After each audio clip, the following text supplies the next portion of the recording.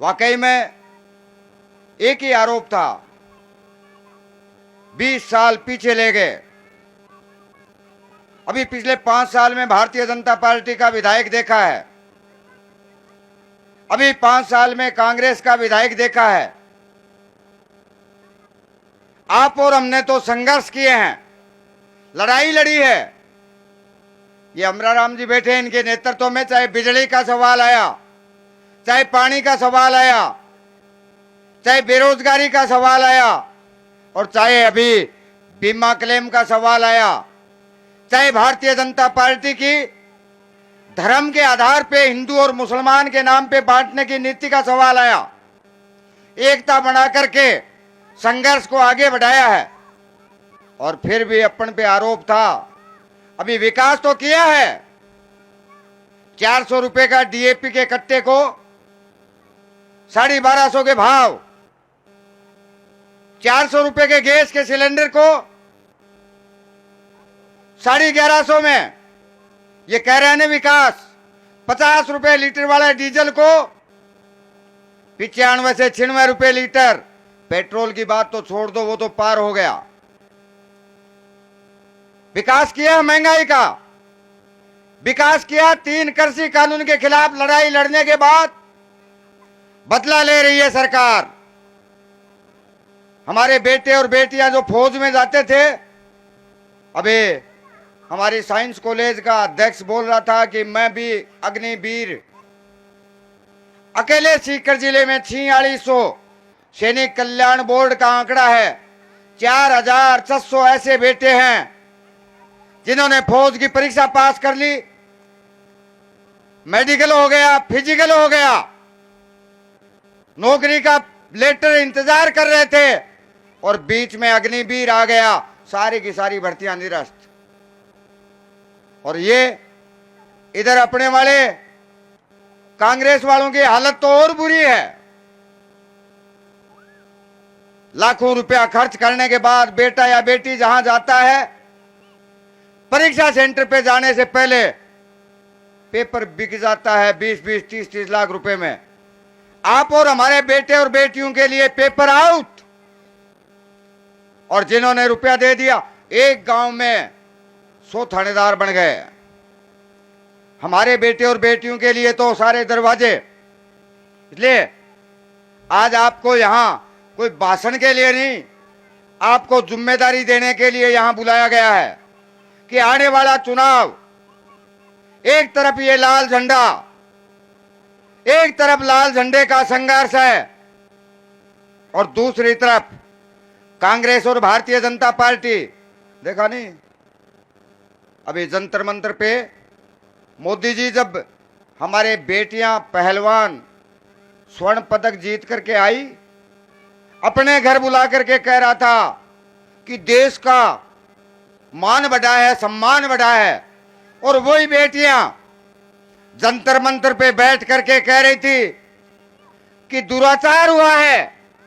Bharatiya Janata party के member parliament ने सारी की सारी ताकत भारतीय जनता पार्टी के नेताओं ने लगा दी कि किसी भी कीमत पे एफआईआर दर्ज न हो। देश के सुप्रीम कोर्ट ने एफआईआर दर्ज की तो ब्रजभूषण को बचाने के लिए। इसलिए एक तरफ वो पार्टियां हैं और एक तरफ आप और हमारे संघर्ष है। इसलिए आपको जिम्मेदारी देने के लिए हर गांव तक अभी अपनी पार्टी ने तय किया है कि मैं, मेरे साथ पार्टी के नेता, उस जोन का इंचार्ज गांव में जाएंगे। लगभग 40 रात गांव में गुजारी है। 60 ग्राम पंचायतें हैं, जिन ग्राम पंचायतों में अभी जनसंपर्क नहीं हो पाया, निश्चित तौर पे मैं भी आऊंगा, पार्टी के नेता भी आएंगे। वहीं पे कार्यकर्ता की मीटिंग करेंगे और वहीं पे आप जो मुलाकात कराएंगे, उन परिवारों में मुलाकात करने का काम करेंगे। मगर हर घर तक न उम्मीदवार जा सकता है, न पार्टी के लीडर जा सकते। आप कोई कार्यकर्ता नहीं है, आप उस गांव के कमांडर है, उस गांव के नेता है। उस गांव में चुनाव आपको लड़ना है, उस गांव में वोट आपको हासिल करना है। इसलिए उस गांव में हर मतदाता तक, हर घर तक आप जाएंगे और जहां भी आवश्यकता हो वो लिस्ट बना करके जिस साथी की आवश्यकता है निश्चित तौर पे हम भी संपर्क करने के लिए, हाथ जोड़ने के लिए आपके बीच में आएंगे। आप और हम मिलकर के तेजी के साथ 3 महीने लगातार ये अभियान चलाएंगे तो मैं समझता हूं कि आने वाले टाइम में कांग्रेस और भारतीय जनता पार्टी का जो 2 दफा नापाक गठजोड़ हुआ, जनता में जाने के बाद एहसास हुआ है कि अब की बार हो सकता है कांग्रेस और भारतीय जनता पार्टी के नेता दोबारा एक थाली में खाना खा जाए, लेकिन अब की बार जनता में बदलाव है और जनता निश्चित तौर पे इस लाल झंडे के साथ है। इसलिए आपकी जिम्मेदारी है कि हर घर तक, हर मतदाता तक संपर्क करेंगे, अपने संघर्ष को आगे बढ़ाते हुए, अपने संघर्ष के किए हुए काम को लेकर के आगे बढ़ेंगे। यही बात कहते हुए जो बची हुई पंचायतें हैं उनमें भी आएंगे और ये अभियान चलाएंगे। आने वाले टाइम में मैं समझता हूं कि जिस तरह से धोद का पूरे राजस्थान में नाम था, अब की बार न केवल धोद, कल मैं दातारामगढ़ गया था, दातारामगढ़ में भी यही हालत है।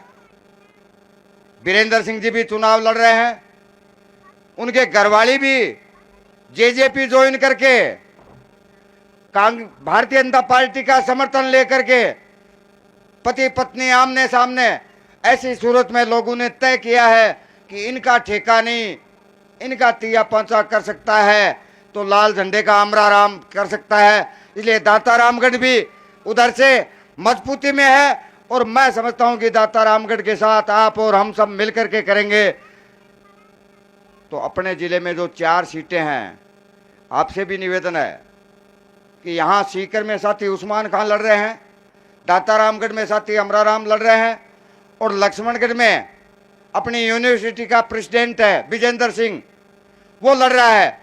जहां भी संपर्क सूत्र है अपने गांव की अपने ये करते हुए वहां भी इमदाद करेंगे। आने वाले टाइम में इस लाल झंडे के जो सीकर जिले में अभी नहीं है, आने वाले टाइम में लाल झंडे के अनेक विधायक चुनाव जीत करके राजस्थान की विधानसभा में जाएंगे और पूरे राजस्थान के लोगों की आवाज़ उठाने का काम करेंगे।